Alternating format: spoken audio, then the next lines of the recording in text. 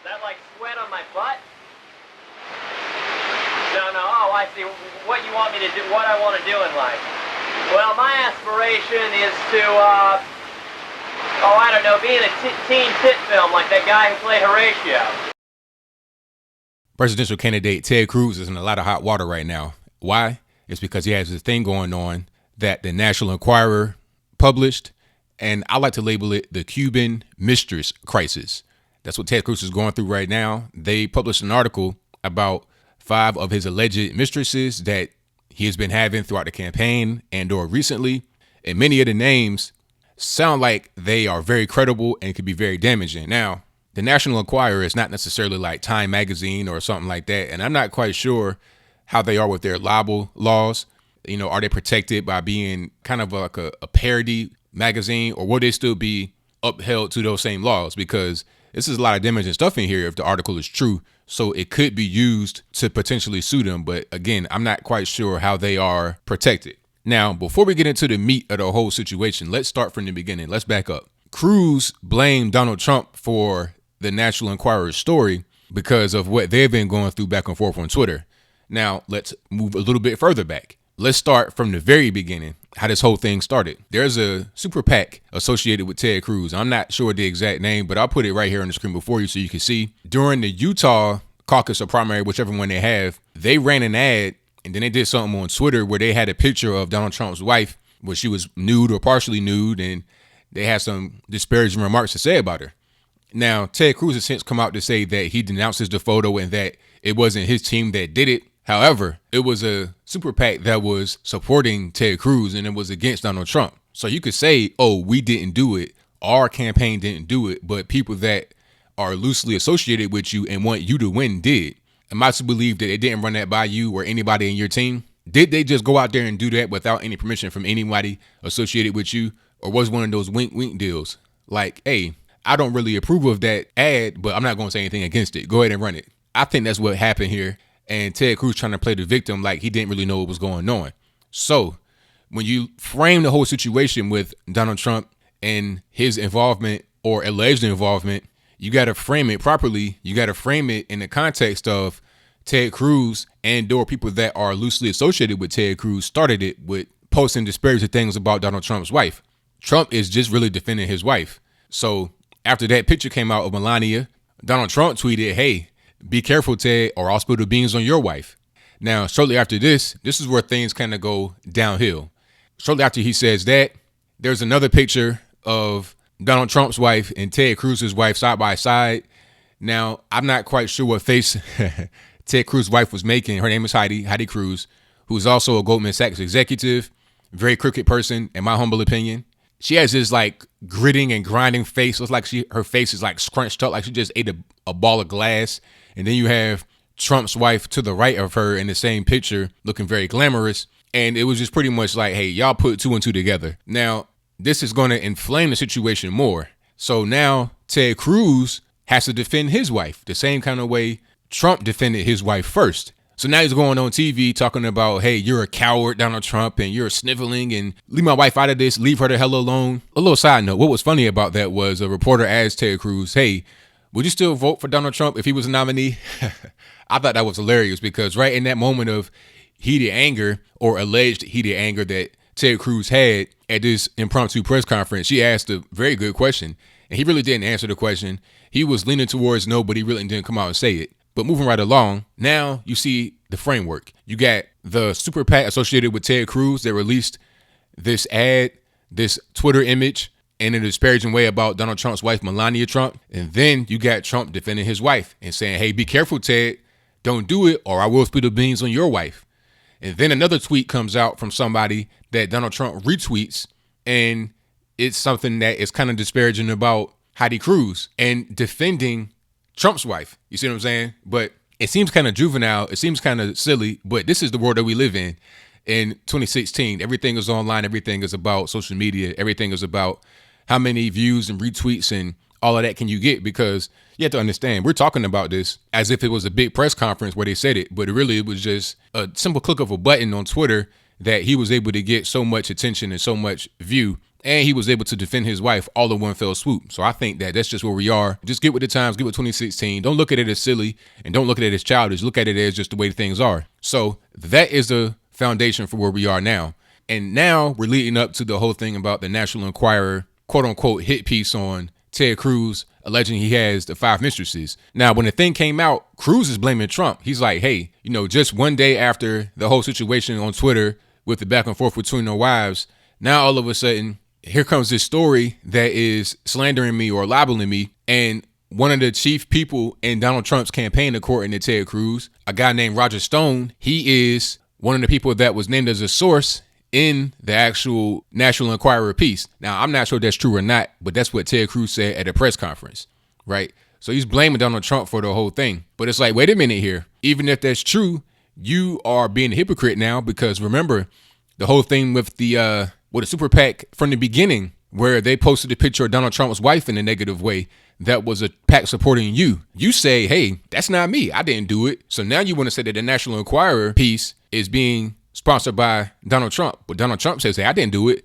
I didn't have anything to do with that. It's not me. So how you going to say that you didn't have anything to do with the hit piece that came from a super PAC that supports you, and turn around and say that the National Enquirer is doing something against you at the behest of Donald Trump? You can't have it both ways. If you're going to say that he did that, then that means that you did what was done at the beginning, because the National Enquirer is not owned by Donald Trump. It doesn't matter if he personally went to the National Enquirer himself and said, do this, and gave them the names and gave them the information, which we will get into in a little bit. It doesn't matter if he did that, because in your words, he is not responsible, because he is not the person that is in charge of that. Just the same kind of way you said that you're not responsible for what that PAC did in Utah against Melania Trump.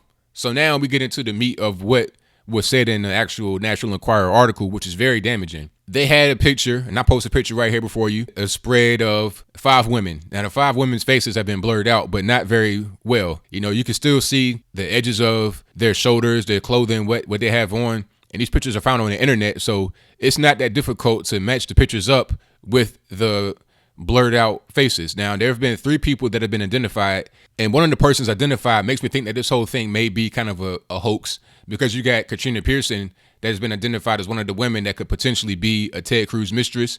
Now, she's on Donald Trump's staff. She's like his communications director or something. She does a lot of stuff on TV. She's kind of like a spokesperson. I'm not sure if she's the top spokesperson, but she is in Donald Trump's camp. So if you got a Ted Cruz mistress in Donald Trump's camp, to me, that doesn't really add up. That doesn't make a whole lot of sense. But again, we are dealing with kind of a tabloid paper, and I'm not quite sure what the accuracy of the article is or is not. But there are 2 other people, right? You got a woman named Amanda Carpenter. Now, she's a conservative activist and a CNN contributor. And she also writes for Mark Levin. Mark Levin is a Ted Cruz supporter. CNN, remember, let's go even further back. Let's go back to Iowa Caucus. Remember when the whole thing about Ben Carson leaked from CNN? And then Ted Cruz blamed the situation on CNN because he was going around the caucus saying that Ben Carson was going to drop out. So everybody that was going to vote for Ben Carson, come on and vote for me, because he was like a very strong Christian, and Ted Cruz kind of plays that same role. So it was like, okay, rather than going to vote for him, come vote for me now. So now you got him in bed with somebody that is inside of CNN. And then the story comes from CNN that was like a way for him to obfuscate his role with the lie about Ben Carson.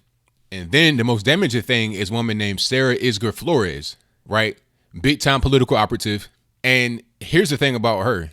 She was in Carly Fiorina's camp, right? And this goes back even further when you had a story on MSNBC that Rachel Maddow actually talked about, where you had a Ted Cruz Super PAC called Keep the Promise, who gave the Carly Fiorina Super PAC, Call It For America, $500,000. And there's documents of this. There's evidence of this. So it's like, okay, why would a Ted Cruz PAC give a Carly Fiorina PAC $500,000? Is that hush money? Is that, just to pay for his side chick? Ted Cruz is married to Heidi, and Heidi is a very, very, very powerful person with Goldman Sachs. So $500,000, and that's about 15% of the total net that the Carly Fiorina Super PAC was able to collect. And before this story about the National Enquirer came out, it didn't make any sense, because if you are a PAC for one president or presidential candidate, why would you give $500,000 to another presidential candidate, to your competitor? It makes no sense. And then in the Rachel Maddow story, she said that they reported back to her and explained why they did that. They said that there were some people that supported Ted Cruz that also like Carly Fiorina. But it doesn't make any sense. Like she said in her report, how do you sell that? When you're going out there and you're on a campaign trail and you're trying to get money, you're trying to collect money, how do you really say, oh, well, we're a PAC for Ted Cruz, but if you also like Carly Fiorina, give her some money and then we'll make sure she gets it. It makes no sense. If you like Carly Fiorina, why don't you just get the money straight to Carly Fiorina's PAC rather than giving it to Ted Cruz? I'm sure that if you had these dinner parties and whatnot in Washington, D.C., I'm sure everybody's PAC is there. I'm sure you got everybody. I'm sure you had Lindsey Graham, you had Gilmore. Everybody in the world had their PAC there trying to get money. So why would you have to go through one PAC to give to another? But now that we understand that there could be a situation where he was dealing with a Carly Fiorina person sexually, that giving Carly Fiorina's PAC some money could be indirectly given to that young lady, right? This is kind of all speculation, but a lot of it makes sense.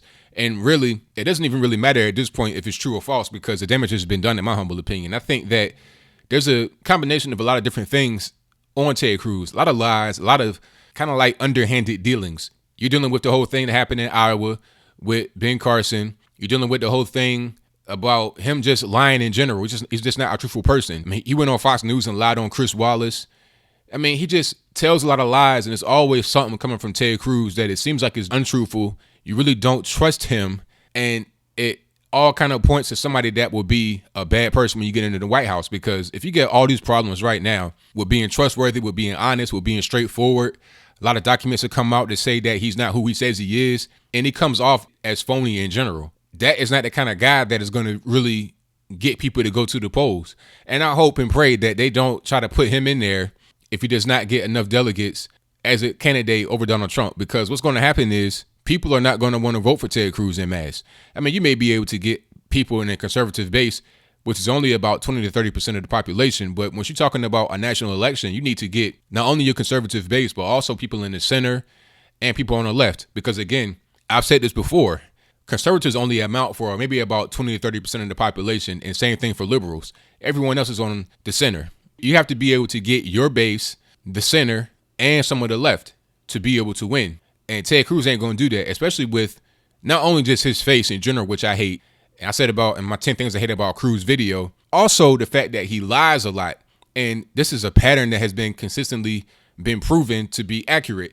And the more we go into the election cycle, into the campaign, deeper into it, if he becomes a nominee, there's going to be more lies that come up.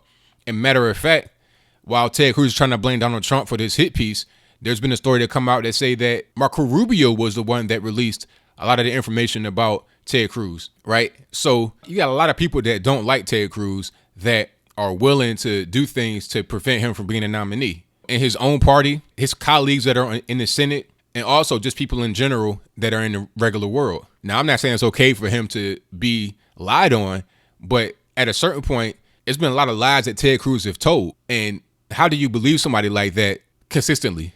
When things like this come out in a National Enquirer, normally it would just be looked at as a tabloid and kind of ignored. But with Ted Cruz's reputation, it makes a lot of sense to pay it attention. That's all I got to say for this video. So what do y'all think? Do you think that this National Enquirer story is true? Do you think that Donald Trump was in the right for defending his wife from the beginning? Do you think that it was Ted Cruz who started it? Or do you think it's Donald Trump that's being a bully and trying to use this as a political trick to get Ted Cruz out of there? Because again, Ted Cruz is Donald Trump's chief competitor, because really Kasich is there just to be there to try and make it to the convention, but really it's between Trump and Cruz. So do you think this is a way for Trump to get Cruz out of there? Or do you think he's even involved with it? I don't think he's actually involved with it as far as the National Enquirer story being released, but maybe he is. But again, like I say, if you want to say that he is, then you also got to say that Ted Cruz was responsible for that whole thing that started it from the Super PAC in Utah. And if he is responsible for that, then you have to understand that Trump is defending himself and his wife. Most certainly his wife, because every man should defend his wife. So if you got any comments, concerns, let me know in the comments below. And that's all I got to say. If you like what you heard, please comment, rate, share, and subscribe. Peace. Hello to both of you. Hi, Don. Omarosa, Hi, Don. you first. Hi, Don. This Twitter war between Donald Trump and Ted Cruz this week was it's over the top, really. What's your opinion of the retweet of the Heidi Cruz and Melania Trump pictures? Well, I don't think we should start there. We should start with the fact that a super PAC that supports No. Cruz I want to started know. to attack I want to know Donald what your Trump's opinion wife. is. I'm not going to let you do that. And Don, let I'm me not just going to say, let you I'm do going to that. answer that. Omarosa, stop. I'm going to answer that because let me tell you, Omarosa, attack his stop. wife, Omarosa. he's going to okay, come let's back stop. for you. Everybody, cut the mics. Everybody, This is what they we're do. not doing that. I want everyone on this panel to answer the question directly. Then I will let But you. you can ask questions, but you can't answer them, Don. Okay. You can ask them, but I have to answer them. Okay, we'll be right I'm not back. going to we'll be right scripted back. and controlled. We'll be right back. We'll be right back.